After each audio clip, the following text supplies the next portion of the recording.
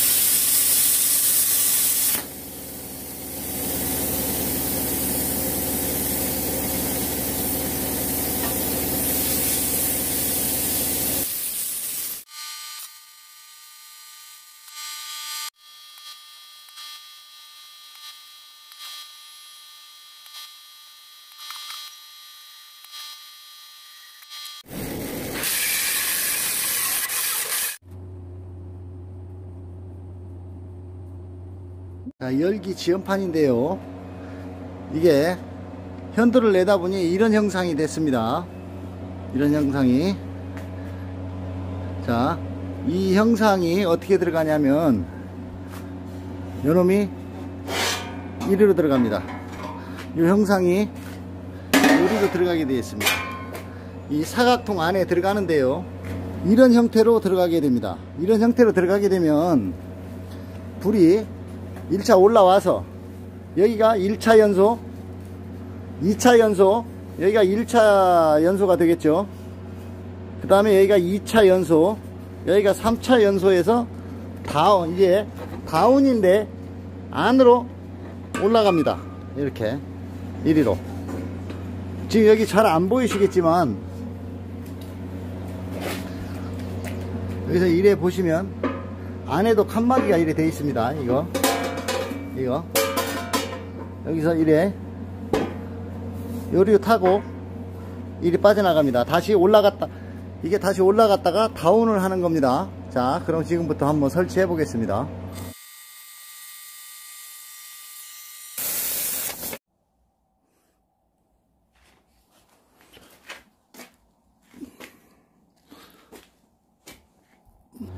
(1차) 디자인이 완성이 됐는데요. 이제 용접 작업을 시작하겠습니다. 이게 퍼지도 시키고 해야 되는데 그냥 사용 특성상 퍼지는 하지 않고 그냥 용접을 강행하도록 하겠습니다.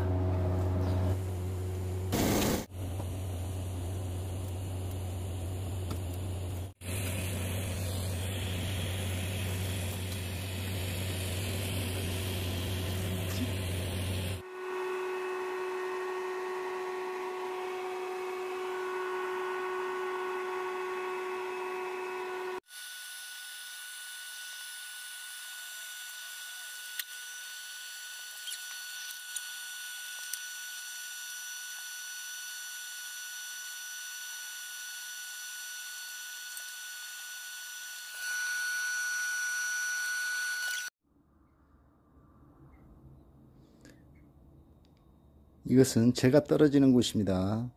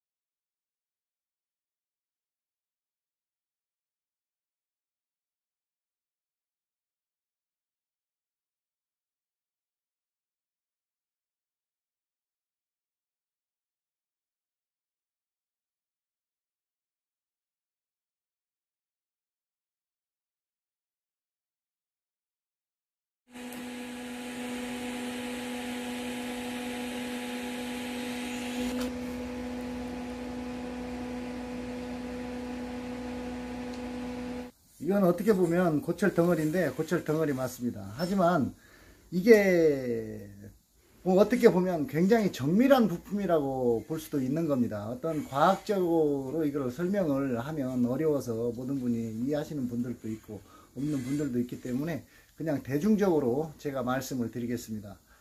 이것은 하나의 부품인데 어떤 역할을 하느냐 하면 안에 있는 열기를 오래 머무르도록 해서 연소를 극대화시키는 장치의 일부분이라고 보시면 되겠습니다. 이것은 어디로 들어가는가 하면 지금 여기를 한번 보십시오. 이 파이프 인사이드를 보시게 되면 파이프는 그냥 공허하지 않습니까?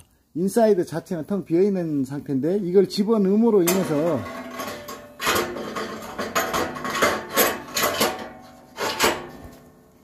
열기가 밑에서부터 위에까지 상승하는 효과와 열기를 오래도록 잡아주기 때문에 이 연소가 불연소된 것이 빨려 나가는 과정에서 이거를 열기를 높여서 연소를 시켜주는 하나의 장치로 보시면 되겠습니다. 드디어 화목난로가 완성이 됐습니다. 지금 이 외형은 이렇게 생겼는데 구석구석 소개해 드리겠습니다. 지금 이거는 바베큐 통인데요, 뭐 고구마도 구워 먹을 수 있고요, 또 여기 뭐 통닭도 구워 먹을 수 있습니다. 통닭도 한 마리 정도는 구워 먹을 수가 있고요. 또 여기 보시게 되면 목초액은 이리로 빠져나갑니다. 그리고 이 연돌은 띄었다 붙였다 할 수가 있는 겁니다. 연돌은 청소를 위해서 띄었다 붙였다 할 수가 있고요. 그리고 이 화실을 한번 보겠습니다. 이 화실에 불이 안으로 빨려 들어가죠. 그럼 한번 보겠습니다. 자, 화실이 불이 위로 올라오는데요, 이 뒤를 닫으면 안으로 빨려 들어가는 거 보이십니까? 이렇게 소리가 상당히 웅장하게 나는 것 같습니다. 안으로 불이 쭉 빨려 들어가는데요, 저는 이 마른 나무를 떼지 않고 젖은 나무를 떼기 때문에 아무래도 조금 다른 마른 나무보다는 조금 뭐라 그럴까, 연소가 덜 된다고 그럴까요? 이제 그런데 뭐 마른 나무든 젖은 나무든 관계는 없습니다. 여기서 이렇게 보시게 되면 밑에 재바지입니다. 재바지 외형이 좀 특이하게 생겼죠. 반달 모양으로. 외형은 이런 형태를 이룹니다. 이렇게. 그러고 이제부터 온도 체크를 해볼 건데요. 자, 온도 체크를 한번 해보도록 하겠습니다. 맨 먼저 화실에서부터 하겠습니다. 자, 화실 맨 상부 약 79도 밑으로 쭉 내려옵니다. 75도, 81도, 이래 300, 제일 뜨거운 물이 351도입니다. 자, 여기는 282도, 이 중간 273도. 잘 보이십니까? 근데 여기가 이 쉬는 부분인데, 열이 제일 많이 나야 될 부분인데 온도가 좀 많이 떨어지죠. 190도. 그런데 이 상승해서 윗부분 282도, 이 중간 부분 보겠습니다. 270, 280, 279 쭉 옵니다. 280도.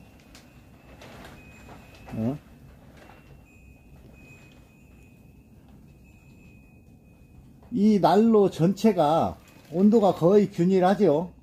어느 한 부분에서만 머무르는 것이 아니고 온도가 적정 온도 차이가, 전체 온도에, 이 전체 난로의 온도가 50도 차이가 나지 않습니다.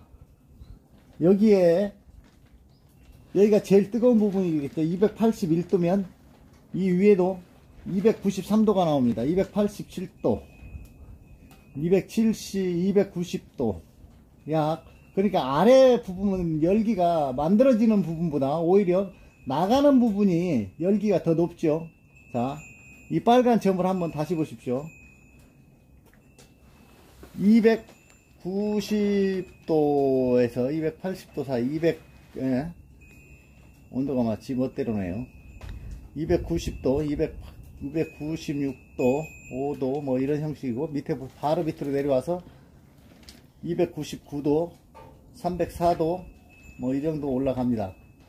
계속 올라가는데, 이제 중요한 것은 이 난로 전체에 열이 고루 분산이 된다는 거죠. 오히려 이 주진자가 올라된 부분에는 200도도 넘지 않습니다. 여기 주진자 이 끝 부분에 보면은 140도, 150도 정도 나옵니다. 150도. 열기가 위로 올라가 있는데 그 중간에 한번 보겠습니다. 170도. 여기와 이 T 부분에 바로 윗부분과 바로 아랫부분의 온도 차이가 제일 큽니다. 여기가 한 50도 정도 차이가 나는데요. 이래 보면 그 나머지는 열기가 거의 같습니다. 여기 온도나 233도, 오히려 이 위쪽이 열기가 더 강합니다. 270도 정도.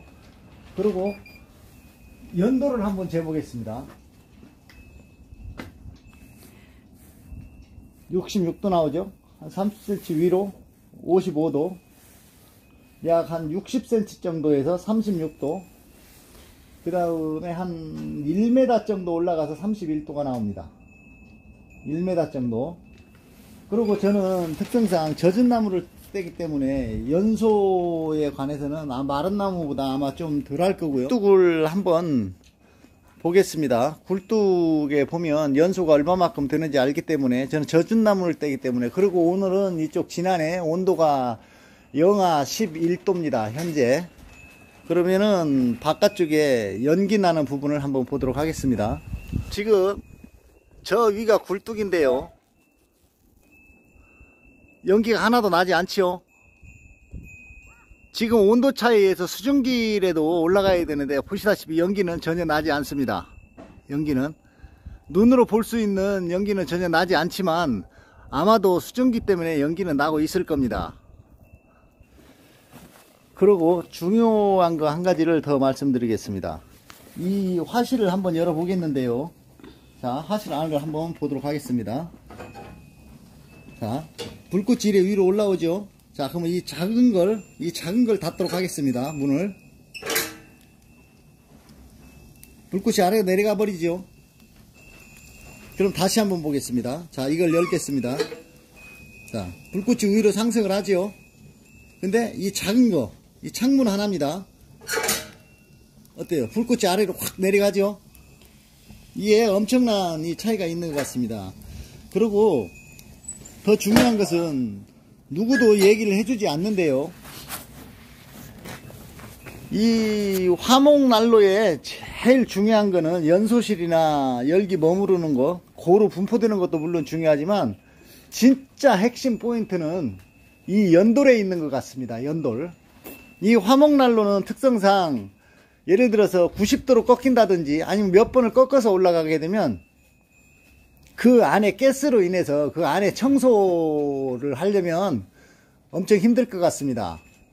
그래서 가능하면 이 연도를 직선으로 세우는 거를 원칙으로 저는 이렇게 말씀을 드리고 싶습니다. 그리고 이 연돌의 높이는 기본적으로 화목난로, 제가 이걸 나름 계산을 해 보았는데요, 계산을 하는 공식을 갖다가 여러분들한테 말씀드리기에는 좀 그렇습니다. 함수도 많이 들어가고 나머지 뭐 다른 부분도 많이 들어가서, 기본적으로 화목난로의 연돌은 열기가 끝나기 직전까지, 이게 이 화목난로 안에서 만들어진 열기가 위로 상승하는 작용에 의해서 올라가는데, 그 연돌이 너무 길어버리면 열기가 식어서 오히려 수증기가 밑으로 떨어지는 현상이 생깁니다. 그래서 제가 측정해서 계산해 본 결과 제일 좋은 높이는 그 열기가 끝나는 지점인데, 난로마다의 각기 특장점은 있지만은 제가 판단하기에는, 계산한 바로 의하면